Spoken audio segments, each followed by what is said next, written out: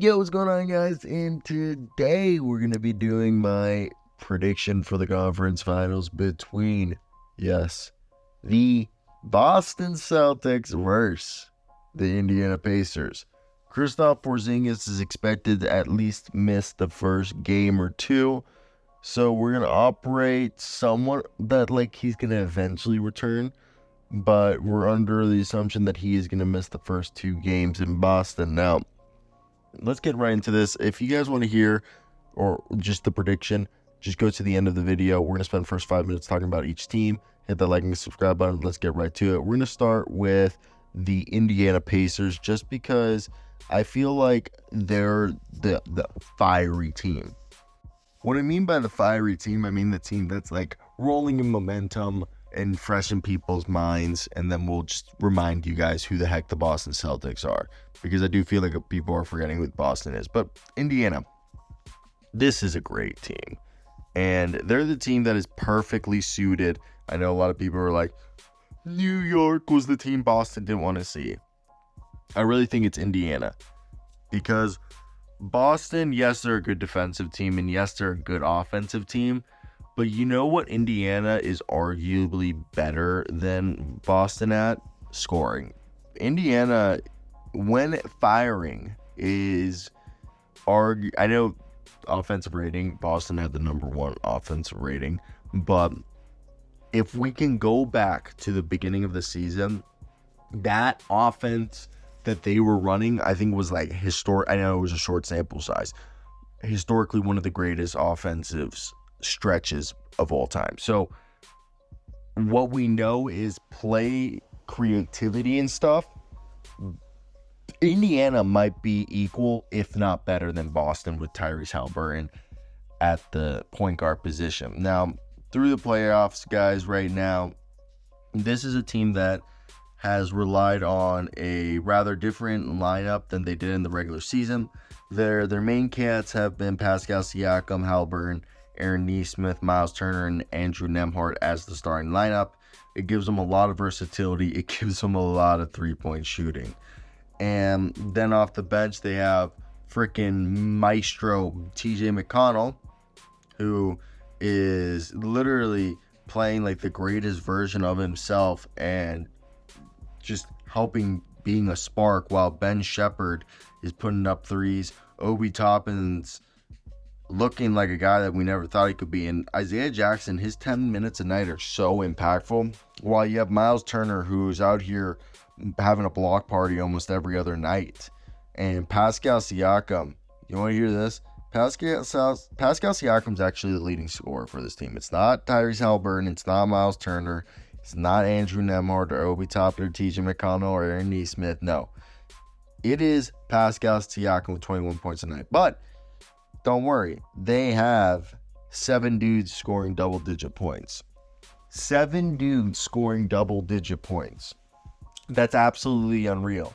And let's say if Isaiah Jackson or Obi Toppin gets hurt, they still have Jaylen Stick-Smith if they need to. They still have Doug McDermott if Aaron Nesmith or Ben Shepherd or Andrew Nembhard gets hurt. Obviously, I think the biggest guy, if Pascal or Tyrese gets hurt, I think that would be like the ultimate like series ruiner. But I still think they have enough depth. If that an injury did occur at the other positions besides those two, I think this team is fine, and they are so deep. Now, how are they going to beat Boston? They're going to have to beat Boston by shooting more efficiently, out-rebounding them, and playing their tails off on defense. It's not going to be an easy feat. It might not even be that fun, but I do believe that this Pacers squad, when you look matched up, Tyrese Haliburton's better than any Drew Holiday or Derrick Brown. He's almost on the same level as Tatum and Jaylen Brown. Now, if maybe better than Brown. But the one thing here is if Kristaps comes back, will Myles Turner be able to be a threat there? Because we saw at times today there was points where the Knicks were able to go kind of with a small ball look at the Pacers and really gave them a run for their money. And I think that is a concern.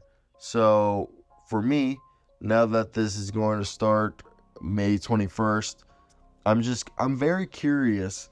The Pacers, they're basically going to have to shoot and outperform offensively the Celtics and then force the Celtics offense to sputter. I think if they can force the Celtics offense to sputter, because in today's game you can't stop another team's offense. There's no defense good enough to stop another team's offense. So the whole thought is you're going to have to be offensively better every game that you win, which makes me think how long this series can go. But let's get to the Boston Celtics. So the Boston Celtics are a team that obviously are the heavy favorites, or the team that people are going to be like, they're going to win this outright.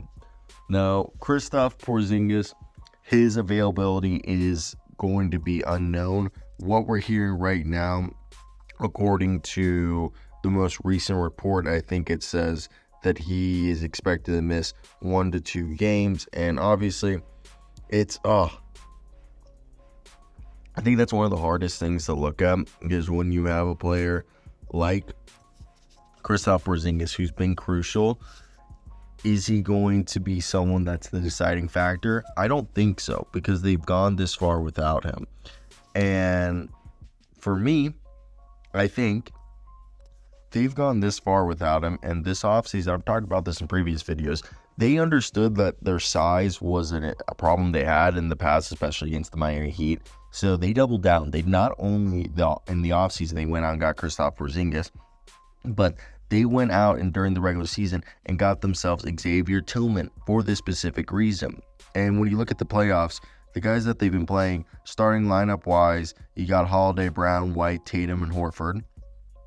And during, when Porzingis is healthy, Horford's off the bench kind of playing a 6-man role.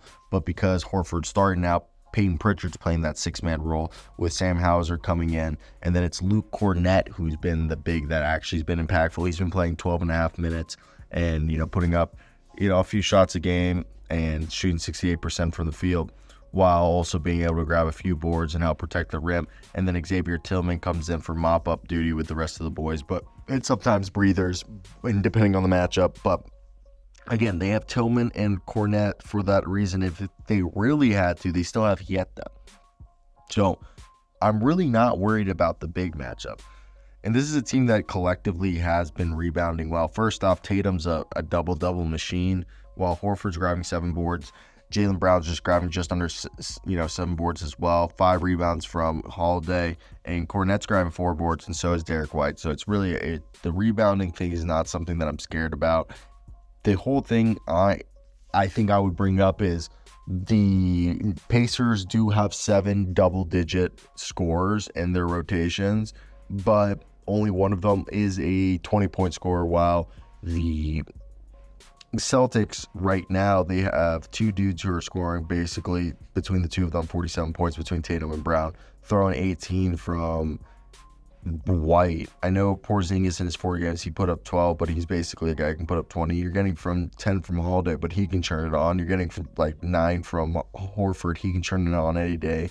Pritchard's giving you 8, and Hauser's giving you, 5.5. I really just look at this and I think Tatum and Brown are better than Tyrese Haliburton. Better than Tyrese Haliburton. Maybe you would say Tyrese Haliburton's at the same level as Tatum and that he's maybe a smidge better than Brown, but I personally think holistically, their top 2 players in Tatum and Brown are way better than Pascal Siakam and Tyrese. And besides that, the idea of Tatum, Brown, and White and Drew Holiday is way better than Turner and Tyrese, Aaron Nesmith, Andrew Nembhard, and Pascal Siakam. I can't see this being a game where the Celtics struggle so bad, because the whole thing that the Celtics would have to do to lose this is struggle so bad offensively that they get put in a hole and the Pacers, beat up the socks off them. And I don't see that happening. That just doesn't seem like something that the Boston Celtics would do, because that's just not their MO, and they've been just such a well-coached team, in my opinion. So I just have faith that they're just offensively, they've shown this postseason that they're really good. And the crazy part is Jayson Tatum arguably has not been his best version of himself, and they're still playing great. Like, this is a guy who's shooting 28% from three, 43% from the field, and he's still putting up 24 points. So one would have to imagine that he's just going to get better, especially with more reps. I just find it very hard to believe that the Pacers can beat this team. Like, they're just the best team in the NBA arguably this year. All right, guys. So I don't think this is going to be a sweep. I do think the Pacers will. I don't know if the best way to characterize it is a run for their money. I think the Pacers are very capable of stealing a couple games here. I think we've talked about throughout the video. The whole thing, I think the Pacers' advantage is that they're such a potent offense that doesn't really, sputter that often. Their whole problem has been defending. They give up as many shots as they take sometimes, and you kind of saw it in that the games of the Knicks. The Knicks literally had no bodies, broken hand Brunson out, but they were still, the Knicks were still there, able to, they never got back into it, but they were there. And I think even though the Pacers had a historic shooting night, and that's the problem for the Pacers, and that's why I think the Celtics are going to win this, and probably 6 games. I think 6 games. I'll give the Pacers 2 games that they take at their home court, and because I really think Boston's going to win. Boston's going to win every game at home. You're not going to beat Boston at home. But I will admit, Indiana, Gainbridge Fieldhouse, an electric place. It's going to rattle, and I think in the fourth quarter, we've seen it time in and time out again. Boston has struggled in those fourth quarter games.